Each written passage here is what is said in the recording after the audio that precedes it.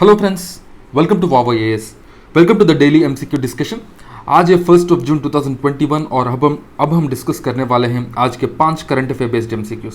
ठीक है, but before we begin let us discuss the question that was asked yesterday.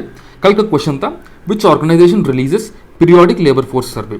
तो it is about the periodic labour force survey and the periodic labour force survey is released by the NSO, the National Statistical Office. Okay, so periodic labor force survey is released by National Statistical Office, and this periodic labor force survey contains the information about employment and the unemployment. Okay, and what does this mean? So it gives various indicators like the labor force participation rate, like the worker population ratio, and the proportion of employed and unemployed. So all of these details are given by this periodic labor force survey. Okay, it's the official document of the government of India. Now, before we begin, I would just like to inform you that all the questions and the solutions are available in the PDF format in our Telegram channel. So if you visit our Telegram channel, you will get all the details over there. So in the description, I have given the details of the Telegram channel. So do visit that. Now let us start with the questions. The first question: identify the below options. From the below options, the factors that influence the intensity of southwest monsoon. Okay, so this is about the southwest monsoon. The first one is the strength of low pressure over Tibet, the Finlander jet, which is also known as the Somalia jet. Third one, the Indian Ocean dipole, and the fourth one, high pressure over southern Indian Ocean. So we have to choose the correct answer: A 1, 2 and 4, B 1, 3 and 4, C 2 and 3, and D 1, 2, 3 and 4. We have to choose the correct answer. So this question, why it was asked, is because the monsoon was in news lately, and the Indian Meteorological Department IMD has said that the southwest monsoon, which has to be arrive by ending of May, is delayed by few days, and now it will arrive on June 3rd. So that's why this was in news. Okay, so if you see the southwest monsoon, it is influenced by all these factors. So D 1, 2, 3 and 4. As you know, we have two kinds of monsoons: the southwest monsoon and the northeast monsoon. Okay, so these are the two monsoons that we have. Now we will see some more information about these monsoons briefly. So monsoons are basically the seasonal winds, and also we have the reversal of these seasonal winds, which is nothing but the retreat of monsoon. Okay, so we have monsoon, the retreat of monsoon also. So retreat is basically the moving back of the monsoon winds into the ocean. So the Indian monsoons are convectional cells on a very large scale, and the southwest monsoon, if you see, they are influenced by various factors like the intense heating of Tibetan plateau during the summer months, the permanent high pressure cell in the southern Indian Ocean, which is almost to the east of northeast Madagascar, okay, the southern Indian Ocean, and the subtropical jet streams, the tropical easterly jet streams from Africa, and also the ITCZ. So you might have known this ITCZ. This will actually move to the north of India. It will move somewhere here in the summers, and because of all of these conditions, because of the summer and all, there is low pressure on the Indian continent, and also in the Tibetan region there will be low pressure. So because of all these conditions, we will have the southwest monsoon. Okay, and if you see the northeast monsoon, this northeast monsoon is basically influenced by the Tibetan and the Siberian plateaus. Okay, the high pressure cells which are formed over there influence the northeast monsoon, which generally we will be witnessing during the November-December months. Okay, now let's move on to the next question. Consider the following statements. First statement: vitamin D is water soluble vitamin, hence cannot be stored in the body for a long time. Okay. Second statement: vitamin D deficiency can cause rickets in adults and osteomalacia in children. Okay, so osteomalacia in children. So we have to choose the correct answer: A 1 only, B 2 only, C both 1 and 2, and D neither 1 nor 2. If you see, this is a question about vitamin D. Okay, so here the correct answer is D, neither 1 nor 2. Why? Because we will see information about vitamin D. You will understand why D is the correct answer, because it will not cause rickets in adults, but it will cause rickets in children. We will see all of that details now. So vitamin D is basically fat soluble vitamin and not water soluble vitamin, and this is naturally present in few foods like fatty fish and fish liver oils, beef liver, cheese, egg yolks. In all of these things, in all of these foods, the vitamin D is present, and also one of the main source of vitamin D is the sunlight. It is the sunlight. This is the main source of the vitamin D to the people, and the vitamin D plays a great role for development of the calcium and phosphate in the blood.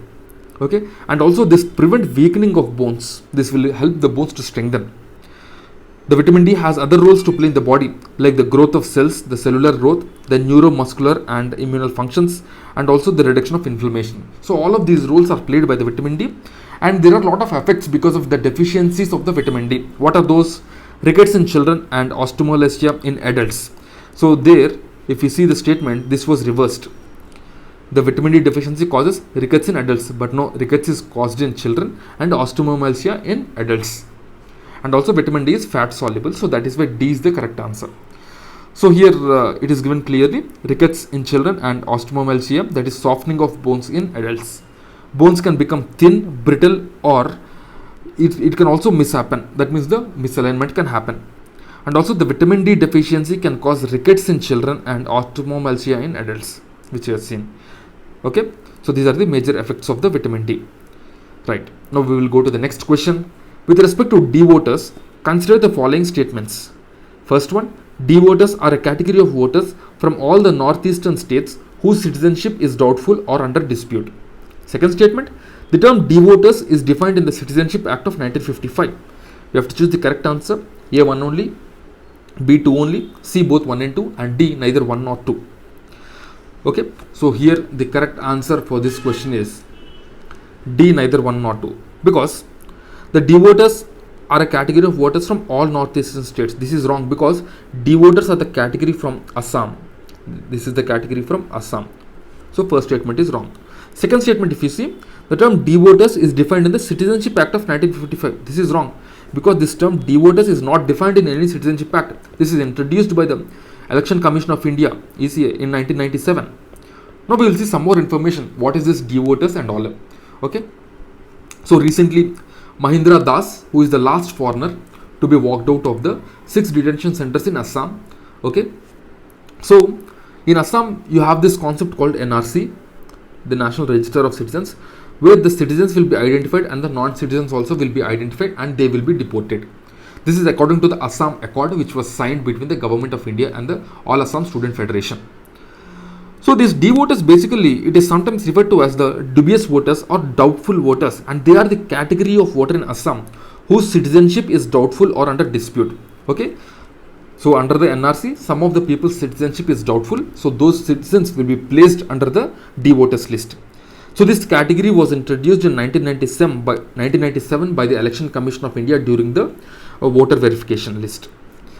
While D voters continue to remain on Assam's electoral roll, but they cannot vote because they are termed as the D voters, and they cannot vote until this case is decided by the Foreigners Tribunal, and it is not defined anywhere by the Citizenship Act of 1955 or the Citizenship Rules of 2003. So it is nowhere defined. Okay.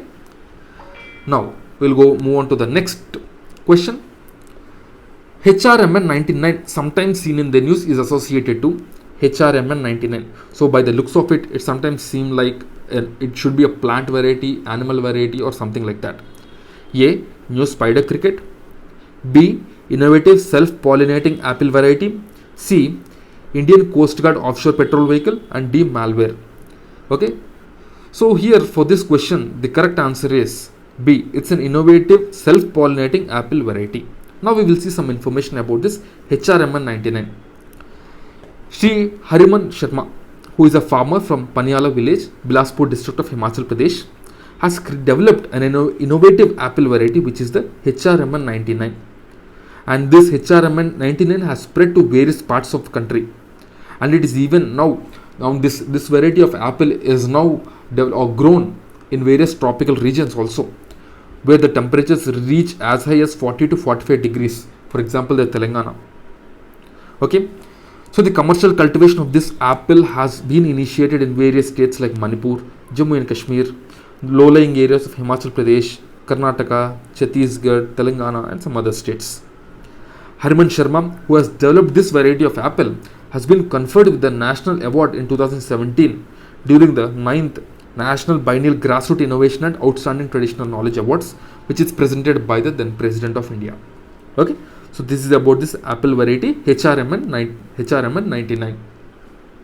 Now let's see the last question of the day. Consider the following statements with respect to Indian Constituent Assembly. First one, the idea of Constituent Assembly was first proposed in 1934 by Mahatma Gandhi. Second statement, Dr. Sachidanand Sinha was the first temporary chairman of the Constituent Assembly. So we have to choose the correct answer. A 1 only, B 2 only, C both 1 and 2, and D neither 1 nor 2. We have to choose the correct answer. And here the correct answer, if you see, first statement is wrong because the idea of Constituent Assembly was proposed by M.N. Roy and not Mahatma Gandhi. So first statement is wrong. Second statement is right because Sachidanand Sinha was the first temporary chairman. This is absolutely right. So B2 only is the correct answer. Now we will see some more information and why we have asked this question.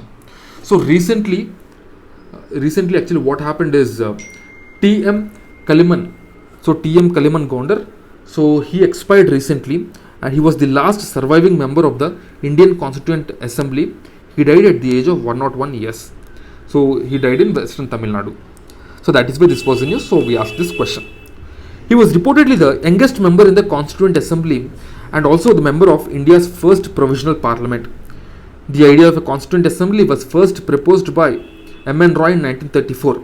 Okay, and based on his recommendations and also based on the 1935 Act and based on the Cabinet Mission Plan, so the Constituent Assembly was formed and the 1935 Act also played a key role for that.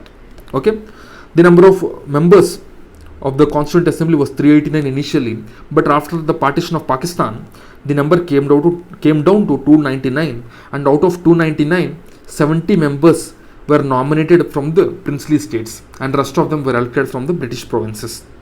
And Dr. Sachidanand Sinha was the first temporary chairman of the Constituent Assembly, and later on Dr. Rajendra Prasad was elected as the president of the Constituent Assembly and the vice president was Harendra Kumar Mukherjee.